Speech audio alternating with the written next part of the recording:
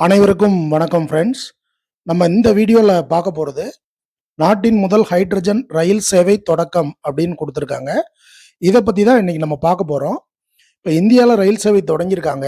அதுக்கு முன்னாடியே Germany, Japan, சீனா, France போன்ற நாடுகளில் ஆல்ரெடி ஹைட்ரஜன் ரயில் சேவை நடைமுறையில் இருக்குது. இதுக்கு முன்னாடியே இந்த நாடுகளில் ஹைட்ரஜன் ரயில் சேவை தொடங்கப்பட்டுருச்சு. தற்போது இந்தியாவில் ஹரியானா மாநிலத்தில் இந்த ரயில் சேவை ஹைட்ரஜன் ரயில் சேவை தொடங்கப்பட்டிருக்கு.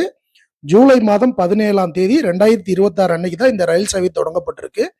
எந்தெந்த இடத்துக்கு இடையில அப்படின்னு கேட்டீங்கன்னா, ஜிந்த் மற்றும் சோனிபட். ஸோ இந்த 2 நகரங்களுக்கு இடையில தான் இந்த ஹைட்ரஜன் ரயில் சேவை தொடங்கப்பட்டிருக்கு. இந்தியாவில் முதல் ஹைட்ரஜன் ரயில் சேவை ஹரியானால தான் தொடங்கப்பட்டிருக்கு. ஸோ இந்த 2 நகரங்களுக்கும் இடையே இருக்கக்கூடிய தூரம் அப்படின்னு பார்த்தீங்கன்னா மொத்தம் 89 கிலோமீட்டர் தூரம். இந்த தூரத்தை இந்த ரயில் 2 மணி நேரத்தில் கடக்கக்கூடிய அளவுக்கு இந்த ரயில் வடிவமைக்கப்பட்டிருக்கு. 75 கிலோமீட்டர் வேகத்தில் இந்த ரயில் போகும் அப்படிங்கிற மாதிரி டிசைன் பண்ணியிருக்காங்க. ஸோ இந்த ரயிலில் மொத்தமாக இருக்கக்கூடிய பெட்டிகளோட எண்ணிக்கை 10 பெட்டிகள் அப்படின்னு சொல்லியிருக்காங்க. மொத்தம் 2600 பயணிகளை ஏற்றி செல்லக்கூடிய வகையில் இந்த ரயிலுக்கு திறன் இருக்கு அப்படின்னு சொல்லியிருக்காங்க. அதாவது மற்ற நாடுகளில் பார்த்துருந்தோம்ல, இதுக்கு முன்னாடி ஜெர்மனி, ஜப்பான், சீனா, பிரான்ஸ் இந்த நாடுகளில் இருக்கக்கூடிய ரயிலில் எல்லாத்துலேயுமே மொத்தமாகவே 3லிருந்து 4 பெட்டிகள் வரைக்கும் மட்டும்தான் அந்த ரயிலில் இருக்கும்.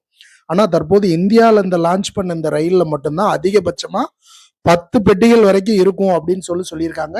ஸோ உலகிலேயே நீளமான ஒரு அதிக திறன் கொண்ட ஹைட்ரஜன் ரயில் அப்படின்னா நம்ம இந்தியாவில் இப்போ லான்ச் பண்ணியிருக்க இந்த ரயில் சேவையாக தான் கண்டிப்பாக இருக்கும்.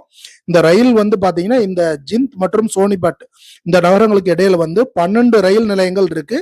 அந்த 12 ரயில் நிலையங்களை கடந்து செல்லும் 75 கிலோமீட்டர் வேகத்தில் போகக்கூடியது.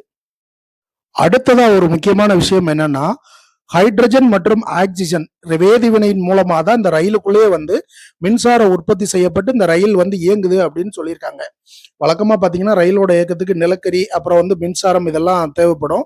ஸோ அந்த மாதிரி நம்ம ரயில் சேவைக்காக பயன்படுத்தும் போது தேவை அதிகமாக இருந்துகிட்டே இருக்கும்.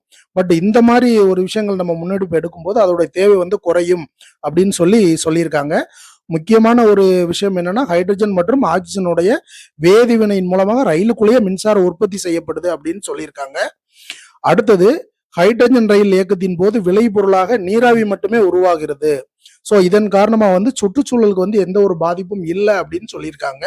ஸோ இதுவும் ஒரு முக்கியமான ஒரு விஷயம்.